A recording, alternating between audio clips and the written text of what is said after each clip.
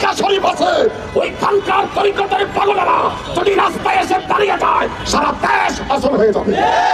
মাজারের কারণে মসজিদ হয়, মসজিদের কারণে মাজার নয়। আগে মাজার হয়, তারপরে মসজিদ হয়, আগে মসজিদ নয়। আগে মাজার, তারপরে মসজিদ। হাজারো চেষ্টা করলে শরফুদ্দীন চিশতি বাবার মাজার এখান থেকে সরানো যাবে, এটা আমাদের ঈমান। আমরা বিগত দিনে দেখেছি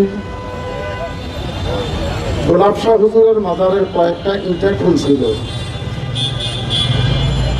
লস হয় নাই, গোলাপ শাহর মাজার সাজানো হয়েছে। সাবেক রাষ্ট্রপতি এরশাদ সাহেব মসজিদ ভাঙ্গা গোলাপ শাহর মাজারের পশ্চিম পাশে মসজিদ করতে সক্ষম হয়েছে, কিন্তু গোলাপ শাহর মাজার ভাঙ্গার সাহস নাই।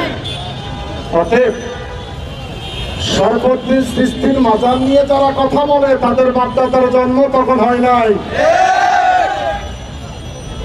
তুমি শরফুদ্দীন বাবা কথা বলো, তোমার বাবার জন্ম হয় নাই, তোমার দাদার জন্ম হয় নাই, তখন থেকে শরফুদ্দীন বাবা এখানে ঘুরে আছেন। সারা দেশের সুন্নি পীর মাশায়েখ তরিকতপন্থী যারা রয়েছে, সারা দেশে সমস্ত মাশায়েখ নিজাম যদি এক প্ল্যাটফর্মে ঘোষণা দিয়ে আমরা রাস্তায় চলে যাই, সারা দেশ অচল হয়ে যাবে। চট্টগ্রাম থেকে ঢাকা, সিলেট থেকে ঢাকা, রাজশাহী থেকে ঢাকা, বরিশাল থেকে ঢাকা, সারা দেশে রাস্তাগুলির পাশে যত হাজার লক্ষ খানকা শরীফ আছে, ওই খানকার তরিকতের পাগলেরা যদি রাস্তায় এসে দাঁড়িয়ে যায়, সারা দেশ অচল হয়ে যাবে। আপনারা বিগত দিনের আন্দোলন দেখেছেন। আমি বলবো আলাউদ্দিন জিহাদিকে আপনারা জেলখানায় পাঠিয়েছিলেন, বুঝতে পেরেছেন সুন্নিয়তের অবস্থাটা সেদিন মাঠে। ওই আলাউদ্দিনের চাইতে কয়েক লক্ষ গুণ জনপ্রিয়তা পীর মুফতি গিয়াসউদ্দিন আত-তাহির। সামলাইতে পারবা না, সামলাইতে নাটক বন্ধ করো। এটা ষড়যন্ত্রমূলক নয়, এটা হলো নাটক। মুফতি পীর গিয়াসউদ্দিনের এই বিষয়টা হলো ওদের নাটক। ফেসবুকে দেখতে পেলাম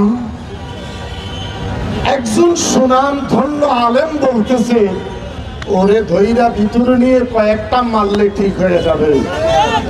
আহলে সুন্নাত ওয়াল জামাতের মতাদর্শে যারা আছে, তারা টাকার কাছে বিক্রি হয় না, ডলারের কাছে বিক্রি হয় না, ইউরোর কাছে বিক্রি হয় না, বিদেশি কোন লাল চক্ষুওয়ালার কাছে ওরা মাথা নত করতে পারে না।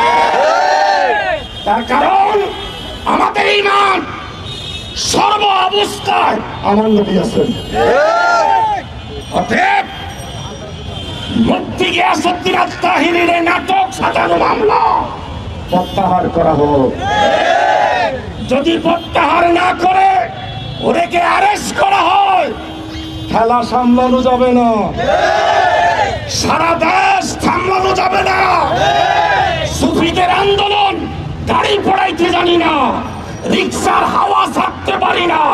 আমরা সুফি, আমরা দরবার ভিত্তিক, আমরা খানকায় বসে থাকি, জিকির করি, তরিকতের সবক দেন।